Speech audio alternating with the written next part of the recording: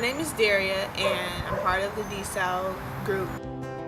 And we are filming a documentary about people's perception of youth. We want your opinion on a number of questions regarding youth so that when we put it together with other interviews, we can get a better understanding of who youth are today in our community. We hope that this video will break down stereotypes and assumptions of youth and redefine the youth culture. So, in your opinion, who are the youth? The youth is the generation 1980 up to 2013.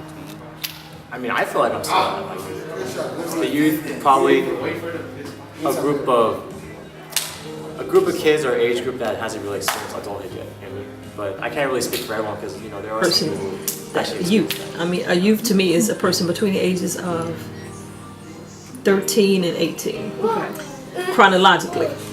But to me, a youth is also a person, the mind, a person that's not quite there yet. Okay. Still trying to find themselves. Gotcha. Okay. How do you think that youth act or behave, generally speaking? Okay, don't get upset. Go ahead. I don't care for youth. Basically, as a whole, I think they're rude and disrespectful. I don't understand the sagging pants. I don't understand letting everything hang out. I don't understand them. I think they're struggling, trying to find themselves, trying to find out where they fit into this world. And when they're angry and they take it out on everybody else. Today with youth is something around not having a respect for adults or authority and not seeing the value of having that respect. How do you think that some adults view the youth?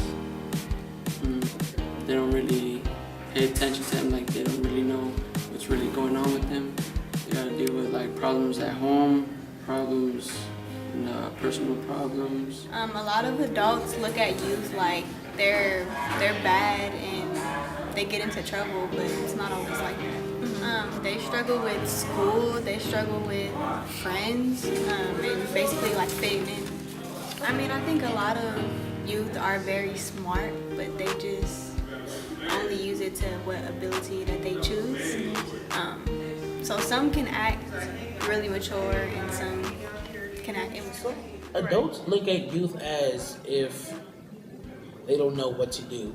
Like if they don't, sometimes they look at youth as like, I don't know what to do with these kids. Right now I can care less about them. Some adults try to reach out and help kids, as like some staff here there's a lot of negative things about youth nowadays. A lot of youth smoke weed and drink and they like vandalize things, they rob stores, it's a lot of countless things that you do that are negative that can't be explained in one whole sentence.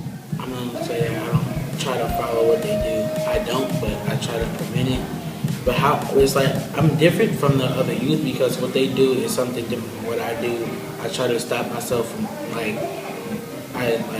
don't know how to explain it, but I try to stay away from the negative things and focus on I worked in education I feel that 22, 23 years, and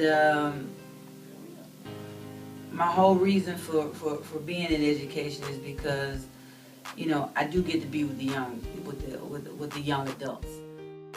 I worked K through 12, and middle school and high school kids are my favorite, and I think there are times when they are behaving in ways that they know they shouldn't behave, but I think in most cases they're well aware that they shouldn't be doing this, but I think in most situations they're behaving in a way that is normal and natural for kids their age. I see kids and I know it's the whole peer pressure thing. They may be a completely different kid with their peer group, and then they come in there and talk to me and this is a whole different person. And so I just feel like, that peer pressure gets to a lot of. The media, unfortunately, often acts like a role model in a way. It's setting examples of behaviors and lifestyles that are not necessarily appropriate or real or make any sense but are role modeling something. And when I say media, I think I'm referring to music, to videos, to movies, to billboards. And when there isn't necessarily a role model at home to counter that, or someone in the community stepping up to counter that, then that is the role model. So I think that in terms of what youth need, they need someone, many people in their lives surrounding them to role model what it looks like, to think. But you know what? It's not their fault. It's really, I'm not gonna blame parents per se, but it does have to do with how we parent our kids. I'm not gonna say my parents are horrible, but I'm not gonna say they're perfect. But at the same time, I can say that a lot of their influences and their teachings did rub off on me very well. And sometimes school and parents can be a big effect on kids because parents can be abusive to kids and teachers can give up on kids, and then they don't have anything to do besides just do whatever. They just do whatever. They don't care what other people think because they don't care if people think about them often. So. I mean, again, it's just really a result of kind of where you're growing up. If everyone was on the same playing field growing up, had the same income level, had the same family system, same opportunities, and maybe like parents that had navigated the college system and all that, and everyone was on equal footing, things would be a lot more, I think, equal. But that's just not the reality of the world we live in. And how do we go about supporting people that can benefit from additional resources, additional support? I mean, like I said, I had some people that really offered their hand to me growing up. They really, like I said, saw some good in me. All I'm really trying to do is just pay that back. Like, I'm just trying to build connection, build a relationship with young people, and hopefully, someone's able to benefit from it. Do you think that youth will behave differently in the next 5 years? I'm sorry to say I don't think so. Why I is don't that? because there's no direction. They don't have it. What is their goal? What are they? No direction. I don't think it's going to get as better as we would hope it would get. Right. But that's not to say that it can't. Right. Wish that adults would view the youth. As better people, that they could do stuff that adults can also do. Youth yourself, where do you see yourself in about 5 years? In 5 years, I see myself. I graduated high school with a paying job, working on becoming a longshoreman. 5 years, I see myself hopefully with a degree in pastry and baking and starting my own business.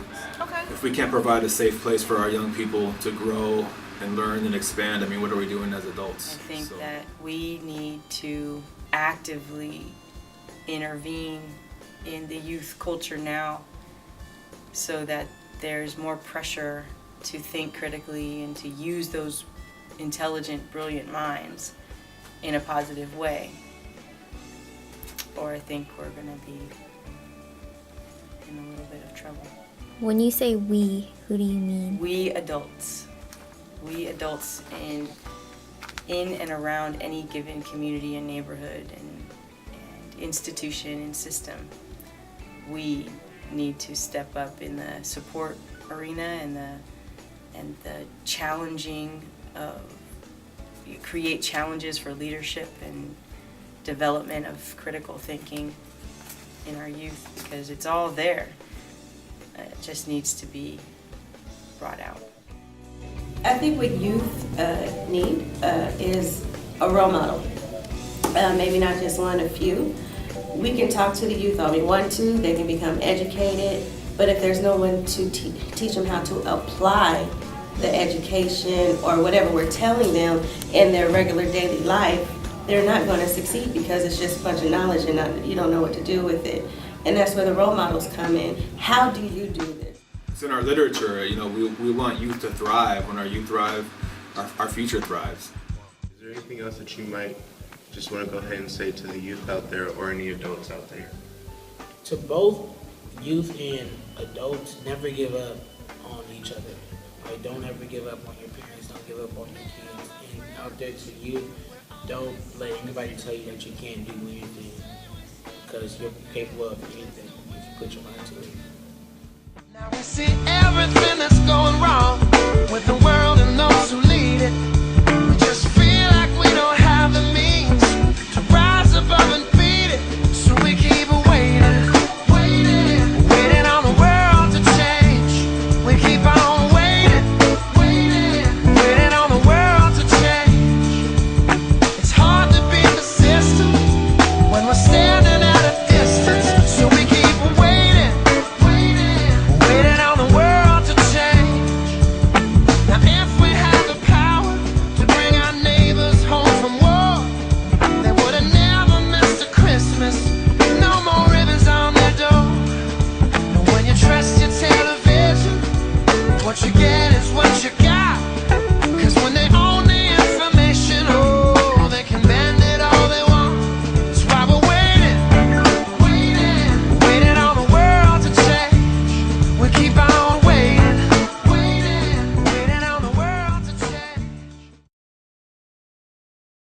That validation comes from giving it back to the people. Now sing this song and it goes like, raise those hands, this is our party. We came here to live life like nobody was watching. I got my city right behind me. If I fall, they got me. Learn from that failure, gain humility, and then we keep marching. Can we go back? This is the moment.